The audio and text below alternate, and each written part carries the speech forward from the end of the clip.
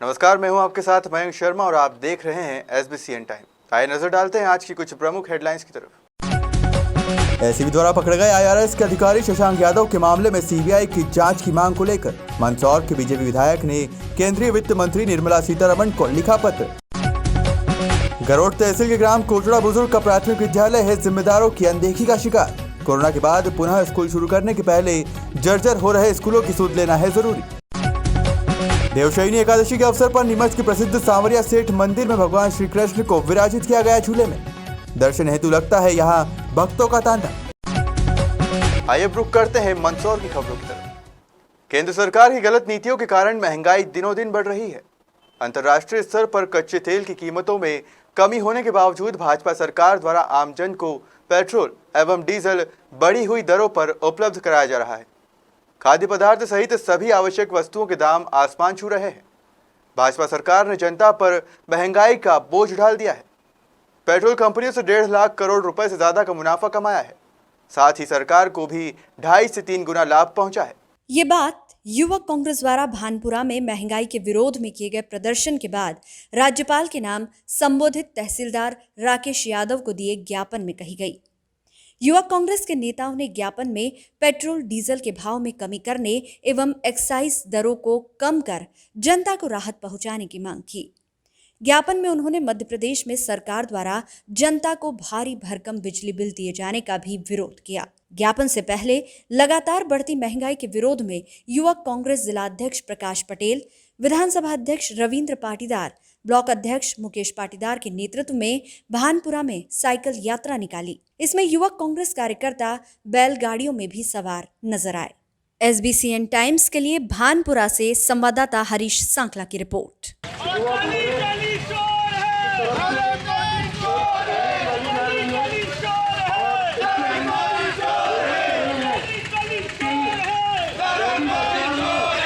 राजस्थान के कोटा ACB द्वारा अल्कोलाउड factory IRS Shashank Yadav को लाखों रुपए के साथ पकड़े जाने के मामले की मंदसौर विधायक यशपाल सिंह सिसोदिया ने CBI जांच की मांग की है। मंदसौर के भाजपा विधायक यशपाल सिंह सिसोदिया ने केंद्रीय वित्त मंत्री श्रीमती निर्मला सीतारमण को पत्र लिखकर एंटी करप्शन ब्यूरो ACB द्वारा पकड़े गए इंडियन रेवेन्यू सर्विसेज IRS के अधिकारी शशांक यादव के मामले की CBI जांच की मांग की है। मध्य प्रदेश के नीमच की अल्कोलाइट फैक्ट्री के चीफ कंट्रोलर ऑफ फैक्ट्री तथा IRS अधिकारी शशांक यादव के कब्जे से एंटी करप्शन ब्यूरो ने राजस्थान के कोटा से 16,32,410 रुपए नीमच के गोपी मिष्ठान भंडार के मिठाई के डब्बे में जब्त किए हैं। ये कार्रवाई शनिवार को की गई थी। यादव के पास नीमच का अतिरिक्त प्रभार है। वे उत्तर प्रदेश के गाजियाबाद में पदस्थ है। मीडिया में ये बात सामने आई है कि वे अपने अधीनस्थ सहयोगियों एवं एजेंटों के माध्यम से किसानों की अफीम में मार्फिन ज्यादा बताने के नाम पर मोटी राशि लगातार वसूल कर रहे थे। एंटी करप्शन ब्यूरो इन पर लगातार निगाह रखे हुए था। अफीम की घटिया क्वालिटी को बढ़ाने तथा गाढ़ता में मार्फिन ज्यादा बताए जाने को लेकर ये गोरखधंधा लगातार चल रहा था। आरोप ये भी है कि 6,000 किसानों से 35 करोड़ रुपए करीब की राशि एडवांस के रूप में ली जा चुकी थी। यदि ACB इनको नहीं पकड़ती तो 40,000 किसानों से 3.20 अरब रुपए और वसूल किया जाता। विधायक सिसोदिया ने कहा कि ये मामला गंभीर है। इसकी जांच अगर CBI से की जाए तो कई परतें खुलेंगी। अल्कोलाइट फैक्ट्री के कई अधिकारी तथा किसानों को गुमराह करने वाले कई एजेंट्स इसमें शामिल हो सकते हैं। आरोप यह भी है कि अफीम के पट्टे दिए जाने को लेकर भी किसानों से मोटी रकम वसूल की जाती आ रही है। किसानों को निर्धारित आरी में अफीम की खेती करने का पट्टा जारी किया जाता है। यादव से एंटी करप्शन ब्यूरो ने स्कॉर्पियो वाहन क्रमांक UP 83Y7851 के साथ इस घटनाक्रम को अंजाम दिया है। मध्य प्रदेश के मंदसौर और नीमच के अलावा राजस्थान के चित्तौड़गढ़, झालावाड़, कोटा क्षेत्र के किसानों से भी अफीम की गाढ़ता बढ़ाने और भी ज्यादा बताने के नाम पर यह राशि वसूल किए जाने का आरोप है। एंटी करप्शन ब्यूरो ने इस घटनाक्रम को अंजाम देते हुए इस रैकेट का पर्दाफाश किया है। यादव सहित नीमच फैक्ट्री के तमाम अधिकारी और कर्मचारी जिनके नाम जांच में आ रहे हैं, उन्हें तत्काल प्रभाव से निलंबित किया जाना चाहिए और जांच प्रभावित ना हो इस हेतु उनका स्थान परिवर्तन किया जाना चाहिए। साथ ही इस मामले में एनडीपीएस एक्ट के तहत भी प्रकरण दर्ज किया जाना चाहिए।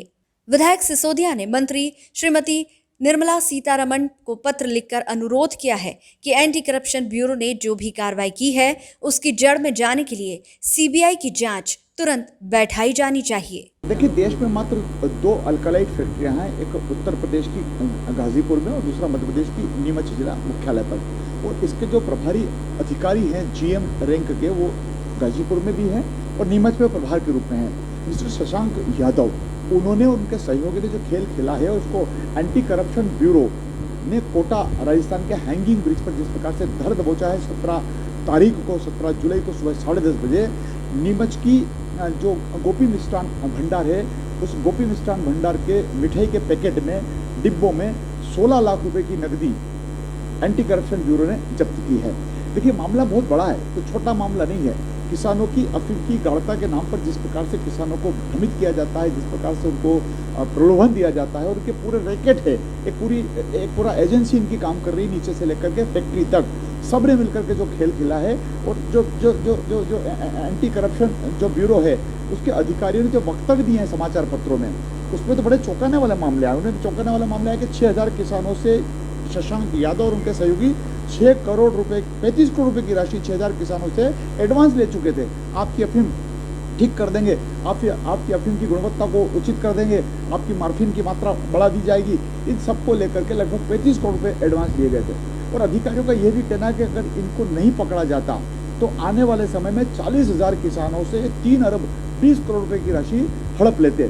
इस बात को लेकर के मैंने माननीय केंद्रीय वित्त मंत्री श्रीमती सीतारमण सिंह जी को एक मेल किया है।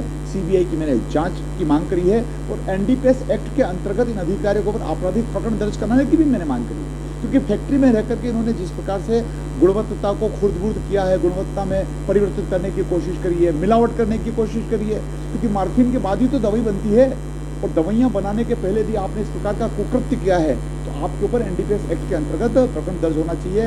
इन अधिकारियों को तत्काल प्रभाव से निलंबित करना चाहिए और इनका जो हेडक्वार्टर है जहाँ पदस्थ है वहाँ से इनकी पदस्थापना को तत्काल प्रभाव से हटाया जाना चाहिए, अन्यथा एंटी करप्शन ब्यूरो की जांच कहीं न कहीं प्रभावित हुए बिना नहीं रहेगी। कोरोना काल में हर जगह मंदी की मार है। ऐसे में मंदसौर की लहसुन की मांग अचानक बढ़ी है और सरकार भी आत्मनिर्भर योजना के अंतर्गत ब्रांडिंग करने की तैयारी में है। किसान खुश है, साथ ही सरकार भी मालामाल हो रही है। लहसुन से हो रही कमाई को देखकर किसान दूसरी फसल की खेती नहीं कर रहे हैं। मंदसौर के आसपास के किसान लहसुन की अधिक खेती कर रहे हैं। अब सवाल यह है कि कोरोना काल में लहसुन की डिमांड क्यों बढ़ी। कारण यह है कि लहसुन की एक कली रोज खाने से कोलेस्ट्रॉल खत्म हो जाता है। ये दिल की बीमारी में भी कारगर है। डायबिटीज मरीजों के लिए भी बहुत फायदेमंद है। इम्यूनिटी बढ़ाने में कारगर है। कोरोना में इसके कई फायदे देखे जा रहे हैं। कई देशों में मंदसौर के लहसुन की डिमांड बहुत ज्यादा है, जिससे खेती का क्षेत्र भी बढ़ता जा रहा है। मंदसौर की लहसुन की खासियत यह है कि ये लंबे समय तक खराब नहीं होती है। इसकी कलियां बड़ी होती है। इसको खाने के कई लाभ है। इस बार मंडी में लहसुन की भरमार है। हम लोगों ने इस पे लगातार काम करना शुरू कर दिया है। इसमें हम लोग 3-4 तरह से काम कर रहे हैं। एक तो मंदसौर के लहसुन की ब्रांडिंग के लिए इसका एक लोगो डिज़ाइन किया गया है और जो भी मंदसौर के बाहर इसकी मार्केटिंग करते हैं, चाहे वो एक्सपोर्ट करते हों या देश के भीतर व्यापार करते हैं, उन सभी लोगों ने इस बात पे सहमति दी है कि वो कॉमन ब्रांडिंग यूज करेंगे अपने पैकेजिंग के लिए। और एक पैकेजिंग की भी हम लोग यहाँ एक यूनिट कर रहे हैं, जिसके माध्यम से एक स्टैंडर्ड पैकेजिंग और एक स्टैंडर्ड उसके लोगों के साथ इसका व्यापार होगा। लहसुन के प्रोडक्शन को बेहतर करने के लिए और इसकी प्रोसेसिंग को स्टैंडर्डाइज करने के लिए बहुत सारे इंटरवेंशन किए जा रहे हैं इसमें। और आने वाले दिनों में हम लोग गामा रेडिएशन के माध्यम से और डिफरेंट एक्टिविटीज़ करके जो लहसुन यहाँ उत्पादित होता है उसके प्रोसेसिंग में काफ़ी काम करने वाले हैं। बहुत सारे इसमें केसेस भी बन रहे हैं और बहुत सारे नया इन्वेस्टमेंट भी आ रहा है। 8 लेन के आने के बाद इसके लिए अपॉर्चुनिटी भी अच्छी डेवलप हो रही है, क्योंकि मंदसौर लगभग इसके बीच में आ रहा है और रोड के माध्यम से दिल्ली, बॉम्बे, के रूट पर लहसुन को भेजना आसान होगा। साउथ में काफ़ी अभी डिमांड आ रही है और हम उसको सप्लाई भी अच्छा कर रहे हैं। एक रूट गरोट से इंदौर के लिए भी खुल रहा है, जिससे हम एयर कार्गो का भी इस्तेमाल कर सकते हैं। इसके अलावा सामगढ़ और गरोट में हम लोग रेल कंटेनर डिपो के लिए भी प्रस्ताव भेज रहे हैं। तो हमारी कोशिश ये है कि हम इसको न केवल प्रचारित और प्रसारित कर रहे हैं, बल्कि क्वालिटी में इम्प्रूवमेंट कर रहे हैं और इसको जल्द और अच्छे तरीके से देश के और देश के बाहर भी विभिन्न जगहों पर इसको भेजने की जो हर संभव आवश्यकता है, सुविधाएं हैं, उसको इकट्ठा कर रहे हैं। हमारी कोशिश ये है कि मसाला बोर्ड का भी ऑफिस यहाँ खुले, जिसके प्रस्ताव भेजे जा चुके हैं, ताकि जो भी सर्टिफिकेशन होना है वो किसानों को मंदसौर में ही हो जाए और उन्हें इसके लिए भी कहीं ज़्यादा एफर्ट नहीं करना। निश्चित रूप से अभी एग्रीकल्चर इंफ्रास्ट्रक्चर फंड के अंतर्गत काफ़ी अच्छी सब्सिडी भी मिल रही है। अभी पिछले दिनों प्रभारी मंत्री जी, जो कि उद्योग की नीति और निवेश को प्रमोशन देने वाले विभाग के ही मंत्री हैं, उनके द्वारा भी एक बैठक की गई है और ज़िले में विभिन्न जगहों पर जहाँ पर कि पानी की सुविधा है और जहाँ कनेक्टिविटी अच्छी है, ऐसे भूमि का चिन्हित भी किया गया है और AKVN की टीम आकर वो सर्वे करने वाली है और वहाँ पर भी हम इन्वेस्टमेंट इनवाइट करने वाले हैं। और हमारा बेसिक फोकस जो है वो एग्रो प्रोड्यूस और उसके प्रोसेसिंग यूनिट पे ही रहेगा। उसमें लहसुन को प्राथमिकता जरूर दी जा रही है, लेकिन साथ में और भी जो हमारे उत्पाद ज़िले में होते हैं, चाहे वो फ्रूट से रिलेटेड हो, मसाला से रिलेटेड हो या मेडिसिनल प्लांट से रिलेटेड है, इन सभी को हम लोग प्रमोट कर रहे हैं। इसके FPO भी बनाए गए हैं और नाबार्ड की तरफ से भी और गवर्नमेंट ऑफ मध्य प्रदेश की तरफ से भी इनको हर तरह की सुविधाएं दे के कोशिश की जा रही है कि हम एग्रो प्रोड्यूस और उससे रिलेटेड प्रोसेसिंग यूनिट को काफ़ी प्रोपगेट करें, बढ़ाएं और व्यापार बढ़ाएं, ताकि उसका एक अच्छी मुनाफा जो है किसानों को भी मिल सके और ये लगातार उनकी आय बढ़ाने का एक साधन बन सके। डिमांड तो क्या है कि जैसे जैसे अभी कोरोना भी थोड़ा थोड़ा खुल रहा है तो इसकी डिमांड बढ़ती जा रही है और इसका अपने एक्सपोर्ट है ही नहीं बाहर, इसलिए इंडिया में पूरा जा रहा है, इसलिए खपत हो रही है। जितनी अपना माल आ रहा है उतना खपत हो रहा है जितना, और अच्छा दाम मिल रहे हैं, किसान को भी अच्छा दाम मिल रहा है, व्यापारी को भी ठीक चल रहा है व्यापार और माल की कमी है ही नहीं। औषधि के रूप में भी माना जा रहा है। औषधि के रूप में ये कोलेस्ट्रॉल, ये हार्ट का, इसके लिए बहुत ज़्यादा जाता है। जैसे कि एकल कली है और ये भी लहसुन जो सिंगल कली खाते हैं तो इसमें कोरोना भी नहीं आ रहा है। कोरोना काल में भी लहसुन एक सिंगल कली लोग खा रहे हैं, उससे भी कोरोना नहीं आ रहा है। उसके यूज में भी ज़्यादा जा गया अभी, इस कारण से ये हाँ बड़ी है। हाँ, लहसुन का यूज बहुत ज़्यादा हुआ और एक लहसुन डेली कंटिन्यू खा रहे हैं लोग, उससे भी मतलब इसका सेल बढ़ा और इससे लोगों को बहुत फ़ायदा हुआ, बाहर के लोगों। और जैसे अभी हमारे रियावन का माल जो पैदा होता है, रियावन जावरा के पास में रियावन गांव है, वहाँ का अच्छा एक देसी माल निकलता है, एक नंबर क्वालिटी का। उसका एनी टाइम में 150, 60, 200 रुपये कुंटल देता है। वो माल अभी किसान रोक के बैठे हैं, अभी बेच नहीं रहे हैं और उनका जब माल आएगा तब मार्केट में एकदम से रौनक आ जाएगी और भाव भी टाइट हो जाएंगे। अभी ये दूसरा लोकल माल आ रहा है, देसी माल। अभी तो जो चल रहा है ना वही चल रहा है, अब बढ़ जाएगी, अब ज़्यादा हो जाएगी और थोड़ी और। आवक जैसे आवकें बढ़ी है वैसे खपत भी बढ़ी है और क्वालिटी, और मध्य प्रदेश में मंदसौर की जो क्वालिटी है वो अपनी एक अलग ही पहचान है। उसके कारण भी मंदसौर की लहसुन की डिमांड ज़्यादा है, न कि राजस्थान की। कोरोना काल में इसके लोगों को कहीं न कहीं इस लहसुन खाने से फ़ायदा हुआ है और इसीलिए लोगों में लहसुन की खपत और प्याज की खपत बढ़ी है कोरोना काल में। मांग तो हर साल रहती है, पर इस साल विदेश में नहीं के बराबर मांग है, क्योंकि इंटरनेशनल मार्केट में भी हर जगह पर लहसुन का उत्पादन अच्छा हुआ है, इसलिए इस साल एक्सपोर्ट में इतना डिमांड नहीं है। प्रदेश में गरीबों पर थोपे जा रहे भारी भरकम विद्युत बिल माफ करने के लिए पेट्रोल व डीजल और टैक्स कम करने और आम आदमी को महंगाई भत्ता देने को लेकर कांग्रेस का विरोध प्रदर्शन पिछले 2 वर्षों से जारी है। महामारी ने देश व प्रदेश की जनता का जीना दुभर कर दिया है। अनेक परिवार उजड़ गए हैं और लॉकडाउन में करोड़ों लोगों का रोजगार छीन गया है। प्रदेश की जनता पर भारी भरकम बिजली बिल एवं पेट्रोल डीजल मूल्य वृद्धि को लेकर जनता असमर्थ और बेबस है। इस विषय को लेकर नगर कांग्रेस नारायणगढ़ द्वारा बिजली के बिलों की होली जलाई गई। विद्युत विभाग द्वारा आम घरेलू उपभोक्ताओं और किसानों को भारी भरकम विद्युत बिल दिए गए हैं। आम जनता गरीबी में भुखमरी और लाचारी का जीवन जी रही है। ऐसे में विद्युत मंडल की अंधेर गर्दी ने छोटे से छोटे उपभोक्ताओं को 1000 से 2000 रुपए तक के बिल थमा दिए हैं। जो उपभोक्ताओं की भुगतान शक्ति से बाहर है। इस बात को लेकर भी इन बिलों की राशि न्यूनतम 200 रुपए प्रति माह करने की मांग को लेकर ज्ञापन एसडीएम रोशनी पाटीदार को सौंपा गया है। सीएम के पुतले का दहन को लेकर पुलिस प्रशासन सतर्क रहा। एसबीसीएन टाइम्स के लिए नारायणगढ़ से रमेश पेंटर की रिपोर्ट। प्रति परिवार प्रति व्यक्ति 10,000 रुपए महीना आम आदमी को।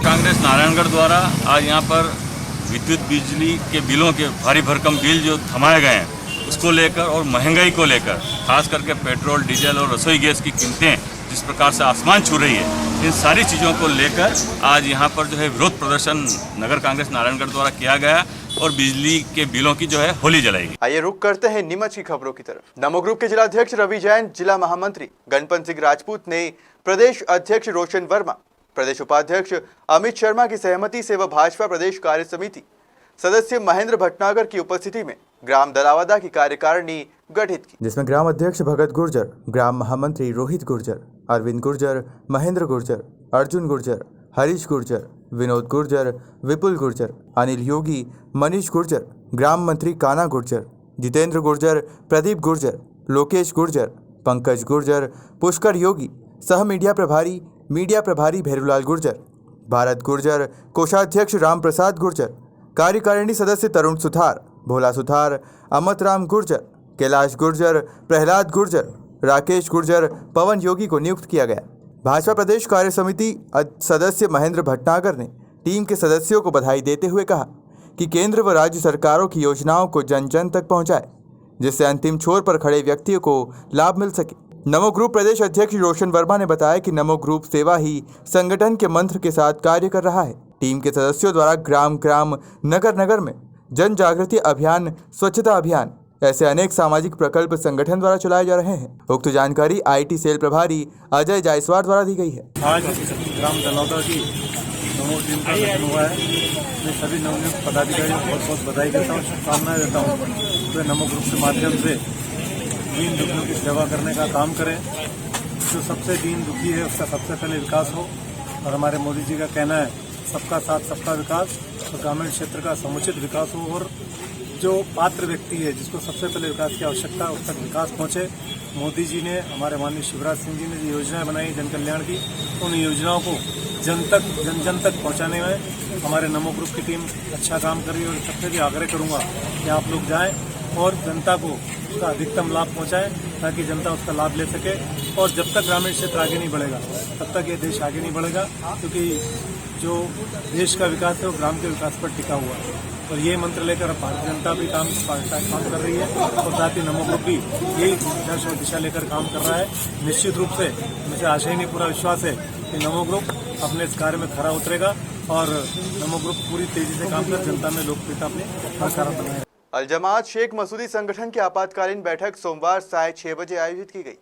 बैठक में सर्वसम्मति से प्रस्ताव पारित किया गया कि समाज को कोविड-19 महामारी से बचाने हेतु वैक्सीनेशन अभियान ईद बाद अतिशीघ्र प्रारंभ किया जाएगा। जिलाध्यक्ष मोहम्मद हुसैन उर्फ मुन्ना भाई कबाड़ी ने बैठक को संबोधित करते हुए कहा कि 3 वर्ष पूर्व संगठन का विधिवत निर्वाचन सभी समाजजनों की आम सहमति से किया गया था। विगत 2 वर्षों तक कोरोना महामारी के चलते सामाजिक गतिविधियां आयोजित नहीं हो पाई है। कोविड-19 शासन की गाइडलाइन का पूरा पालन किया गया। बैठक में बताया गया कि अल जमात शेख मसूदी संगठन के राष्ट्रीय अध्यक्ष वर्तमान में कादिर अहमद मसूदी है, लेकिन पूर्व राष्ट्रीय अध्यक्ष मुबारक भाई द्वारा जून 2020 में 6 माह पूर्व ही राष्ट्रीय अध्यक्ष पद से इस्तीफा दे दिया था। लेकिन उसके बावजूद भी मुबारक भाई को जिला इकाई भंग करने का कोई अधिकार नहीं है, लेकिन उन्होंने स्थानीय जिला कमेटी को भंग कर दिया है। मसूदी समाज इनकी इस झूठी कार्रवाई से भ्रमित नहीं होते। समाज की कमेटी पूरी तरह सक्रिय है, समाज संगठित रहे। 3 वर्ष पूर्व ही सर्वसम्मति एवं आम राय से ही मोहम्मद हुसैन को जिलाध्यक्ष मनोनीत किया गया था।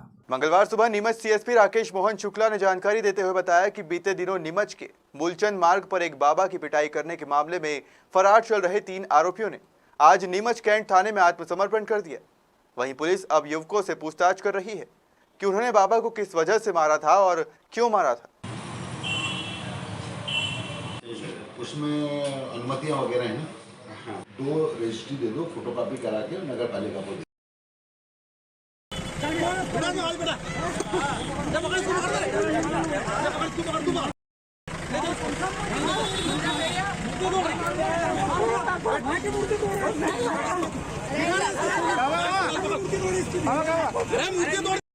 मंदिर में आगे बजरंगबली की उनकी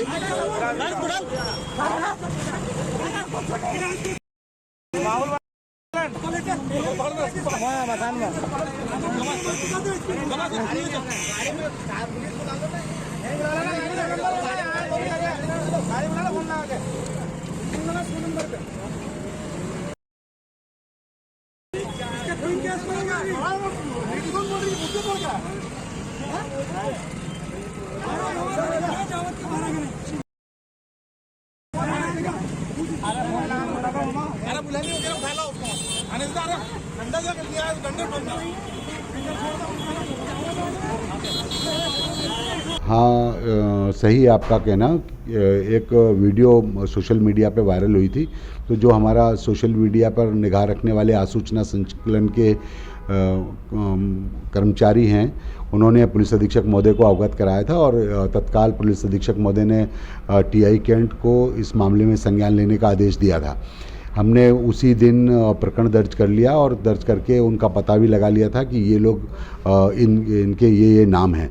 उसके बाद जो है लगातार उनके घर पे हम दबिश दे रहे थे। आज वो लोग जो है दबिश के कारण जो है स्वयं उपस्थित हुए हैं और उनके खिलाफ जो है वैधानिक कार्रवाई जो है कैंट में की जा रही है। आरोपी एक तो कमल कंडारा है, खुशहाल और टेमरू है, और एक राजा पिता प्रदीप है। से 3 लोग हैं वो, और जो उनसे भी पूछताछ चल रही है कि उन्होंने किस कारण से किस मूर्ति को इन्होंने खंडित किया है कमलदास बाबा ने। तो अभी कोई ऐसा वो कोई स्पेसिफिक नहीं बता पाए। मंगलवार दोपहर में विजय तलाई के रहने वाले 18 वर्षीय युवक लाला जटिया के इलाज के दौरान मौत हो गई।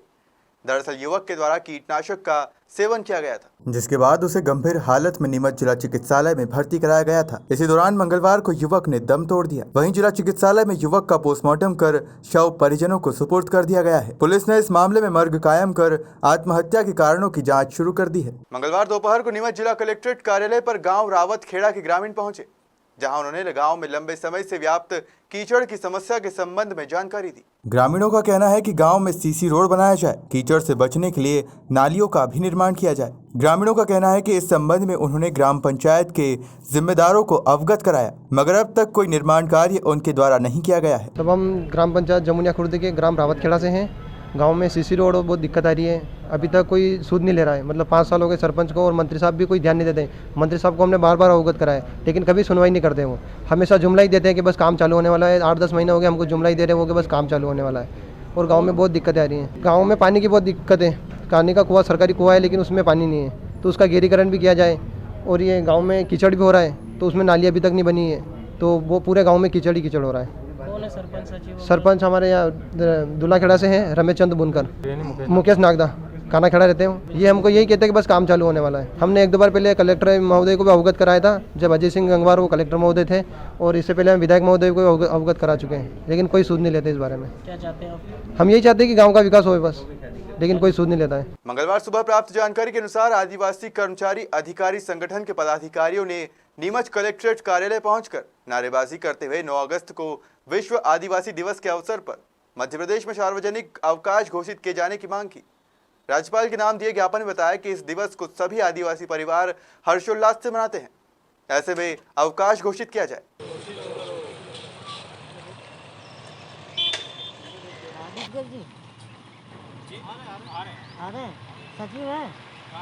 नमस्कार, हमारे आकाश संगठन और हमारे आदिवासी जो संगठन है उनके माध्यम से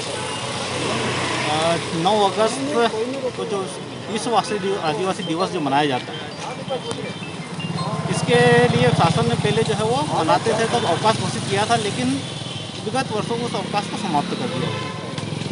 और हमारे प्रदेश में लगभग 1.5 करोड़ जनसंख्या है, प्रतिनिधित्व है हमारा आदिवासी समाज का। तो आदिवासी समाज ऐसी मांग करता है कि हमारे जो आदिवासी दिवस है उसको हर्षोल्लास के साथ मनाने के लिए उस दिन शासकीय अवकाश घोषित किया जाए, ताकि हम सभी समाज के लोग जो है वो इस दिवस को मना सकें। मंगलवार दोपहर को नीमच कलेक्ट्रेट कार्यालय पर बड़ी संख्या में मध्य प्रदेश कर्मचारी अधिकारी संयुक्त मोर्चा के बैनर तले कर्मचारी अधिकारी पहुंचे। जहां उन्होंने नारेबाजी करते हुए मध्य प्रदेश के मुख्यमंत्री शिवराज सिंह चौहान और प्रमुख सचिव के नाम एक ज्ञापन दिया।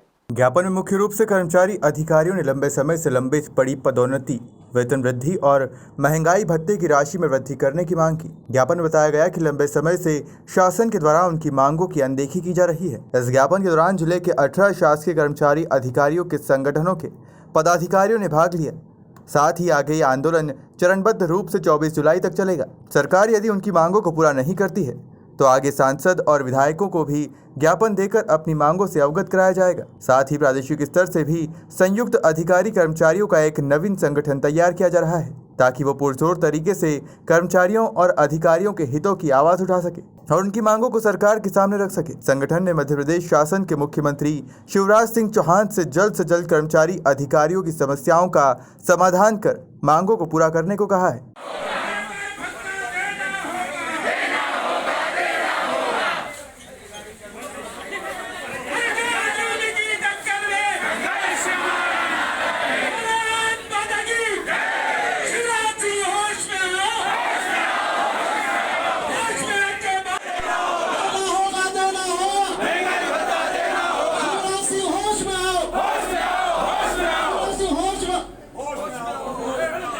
आज अधिकारी और कर्मचारी संयुक्त मोर्चे के तहत पूरे प्रदेश प्रांतीय आह्वान के आधार पर नीमच जिले में भी एक ज्ञापन का प्रोग्राम रखा गया मुख्यमंत्री जी के महोदय जी के नाम से।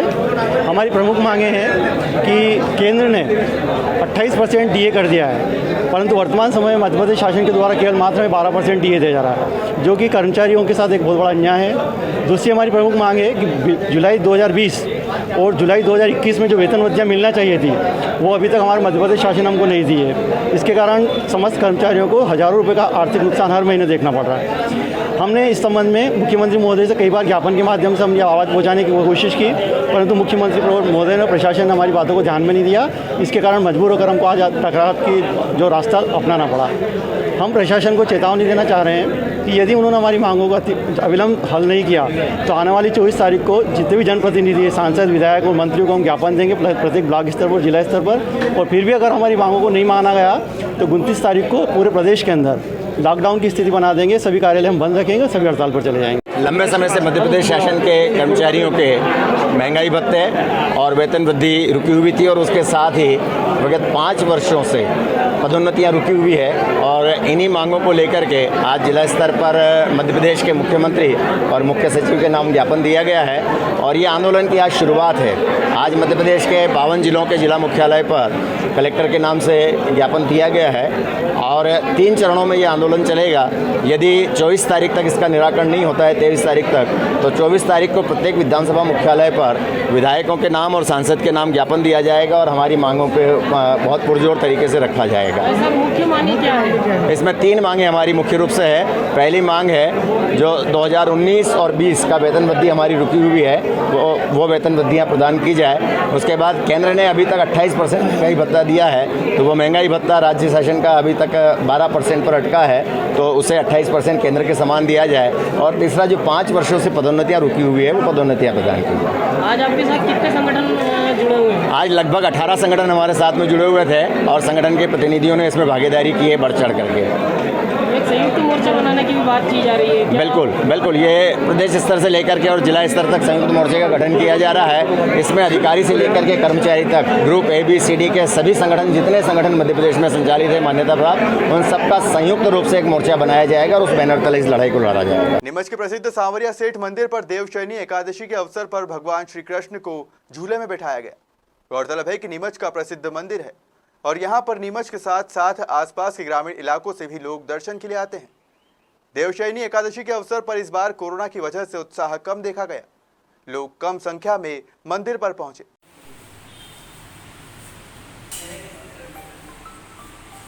देवशयनी 11 से ना हाँ।